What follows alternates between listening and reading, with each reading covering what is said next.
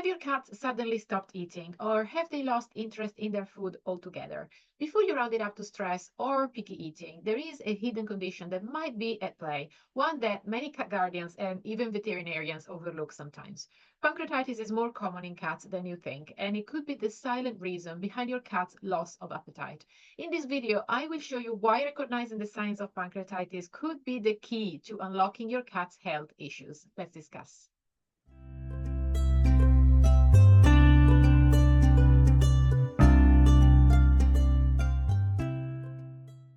Hello, my lovely cat parent. If we haven't met yet, my name is Paola Zanibelli Davis, feline holistic care and behavior specialist, helping you and your cat live extraordinary lives together by unlocking the secrets of natural remedies and positive training, because not having alternative options should not be an option. If you're like most cat parents, you know how stressful it can be when your cats suddenly stop eating or seem uninterested in their food. It's one of the first signs we notice when something might be wrong, because a cat's appetite is a strong indicator of their overall health. Cats are notorious for being picky eaters, but when they are not eating at all, it's a sign that something deeper could be going on. And even when they are simply eating less or with less enthusiasm, it could be the result of chronic inflammation that simmers in the gut without showing the worrisome signs of the acute form of this condition. It is easy to assume that a loss of appetite is just the result of stress. Maybe you've moved house, you had visitors over, or there's been a change in routine. Sometimes people think their cat is just being finicky, refusing food as a temporary phase. While those things can definitely impact the cat's appetite, and cats can definitely be finicky at times, we all know that, there is another condition that many cat parents overlook, and it's much more serious. I'm talking about pancreatitis, of course. Pancreatitis is actually more common in cats than most people realize. It's an inflammation of the pancreas which plays a crucial role in digestion and blood sugar regulation. When the pancreas becomes inflamed, it can cause significant pain, nausea, and digestive discomfort, all of which usually makes your cat much less interested in eating, unfortunately. In fact, studies suggest that as many as 90% of cats with pancreatitis will show a reduced appetite as one of the first signs. But because pancreatitis is a bit of a silent condition, often with subtle or non-specific symptoms, it's easy to misinterpret what's really going on. The key to remember here is that when a cat stops eating or their appetite drastically decreases, it's not something to ignore or assume it will pass. This loss of appetite is often the body's way to telling us that something serious is wrong. And in cases like pancreatitis, early detection is critical to managing the condition before it gets worse. Now, we'll get back to this episode in just a moment. Really quick, I hope you are enjoying this topic, and if so, do share it with somebody who needs to hear this today. It would mean so much to me. Also, I want to give you a gift for hanging out with me today. I want to give you my free syringe feeding formula, a short but very valuable resource that will give you all the step-by-step instructions to start training your cat to accept assisted feeding. Inside this resource, you will find all the detailed information to get you started with syringe feeding, using the right equipment, the appropriate techniques, and the attitude you need to succeed and support your cat without drama or injuries. These are the things I teach my students, but I want to share them with you today. If you're looking at syringe feeding to start supporting your cat's nutrition as they are starting to eat less and they're losing some weight, if you are already trying to syringe feed them with little success and maybe some frustration, or if you want to start training your young cat to comply with this process nicely so that anytime you need to do this in the future, it is easy, this resource is definitely for you. So just go to theholisticcatspecialist.com/syringe feed like a pro, and you can get it right there. I will also link this in the description below. Now, back to today's topic. So let's talk about what pancreatitis actually is and why it can have such a big impact on your cat's appetite. Pancreatitis is essentially inflammation of the pancreas, which is a small but incredibly important organ located near your cat's stomach and intestines. The pancreas plays two major roles in your cat's health. First, it produces enzymes that help break down and digest the food that your cat eats. specifically fats, proteins, and carbohydrates. Second, it helps regulate blood sugar by producing insulin. Now, when the pancreas is healthy, these enzymes remain inactive until they reach the intestines, where they are supposed to start working. But when a cat has pancreatitis, this process gets disrupted. To explain this in very simple terms, instead of staying inactive until they get to the intestines, these enzymes can become prematurely activated while they're still in the pancreas itself. This causes the pancreas to essentially start digesting itself, leading to inflammation, pain, and digestive issues. Pancreatitis is unfortunately one of the most painful conditions a cat can experience. Now, think about it. If your cat's pancreas is inflamed and in pain, the whole digestive process becomes uncomfortable. This inflammation can trigger nausea, vomiting, and a general feeling of being unwell, which is why cats with pancreatitis often lose their appetite, sometimes completely. They associate food with discomfort and naturally they start avoiding it. Just like when we feel queasy or in pain, eating becomes the last thing on their mind. This is why pancreatitis is such a common cause of appetite loss in cats. It's not just a matter of being picky. There is a real physical discomfort going on, and until that inflammation is managed, your cat might continue to refuse food, which is dangerous. And unfortunately, the longer they go without eating, the more complicated things can become. This condition can be tricky because the symptoms, like a slight loss of appetite or a bit of lethargy, are often quite subtle.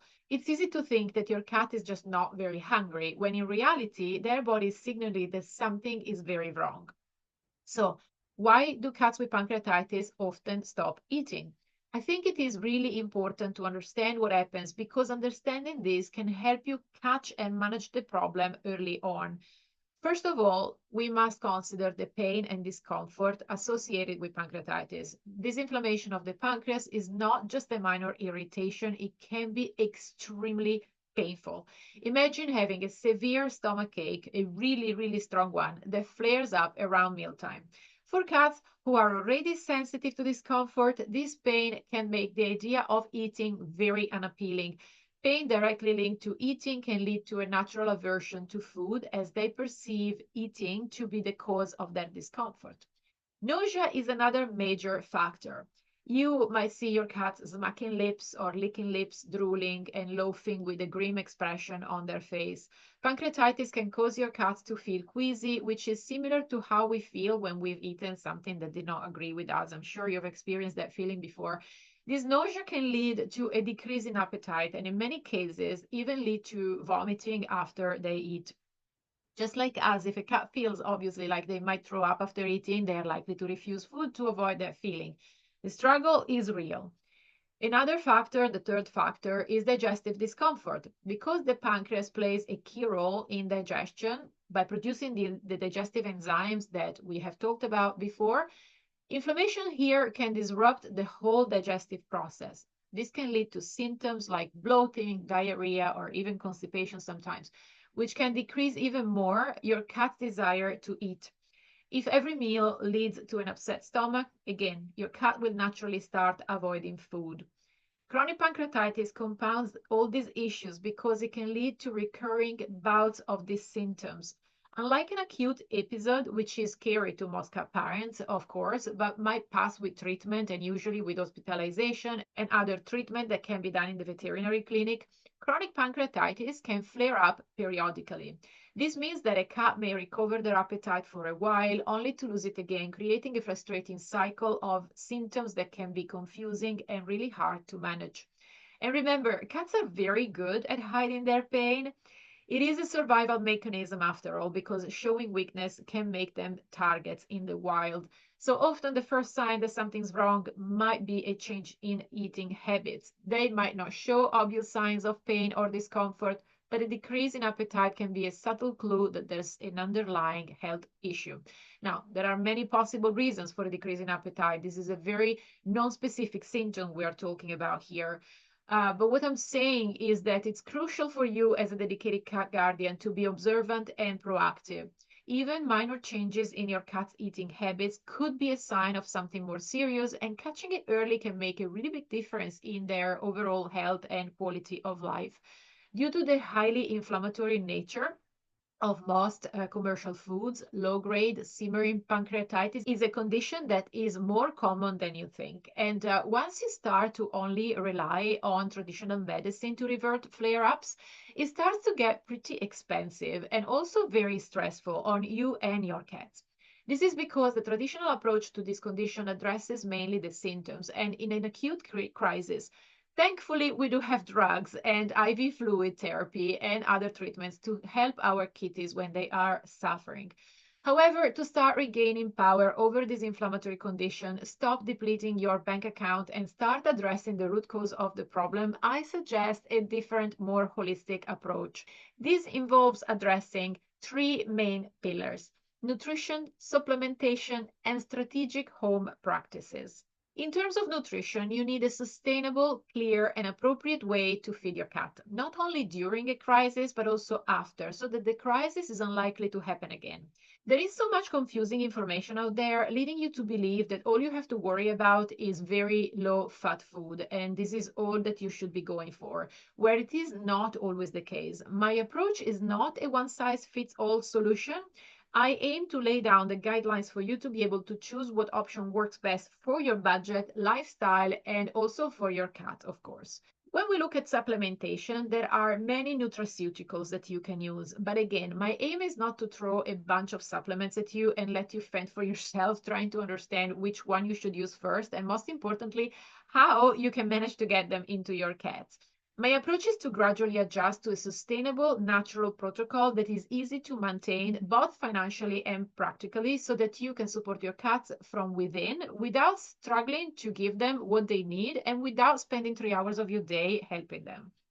Lastly, I teach you several strategic home practices that will allow you to monitor and, most importantly, manage your cat's health right from the comfort of your home with clear guidelines on what to use, what to do, and when, and where the line between normal and emergency is so that you minimize veterinary expenses, maximize your confidence, and empower yourself to be a hands-on caretaker for your cat. If you want more information on the Pancreatitis Support Intensive, which is the program where I teach you all of the things that I just mentioned and where I provide personal support, there is a link in the description down below for you to click. When you click the link, you will be directed to a page where you can leave your details so that I can send you the relevant information and you can then decide if this is something that you want to pursue or not. Just to be very, very clear, when you click this link, there is no commitment whatsoever. All that happens is that you get the details on something that might be the solution you're looking for, and if it is not, it's no issues whatsoever. So, by the way, the reason why I am really passionate about helping cats with pancreatitis and their human parents is that I have been there.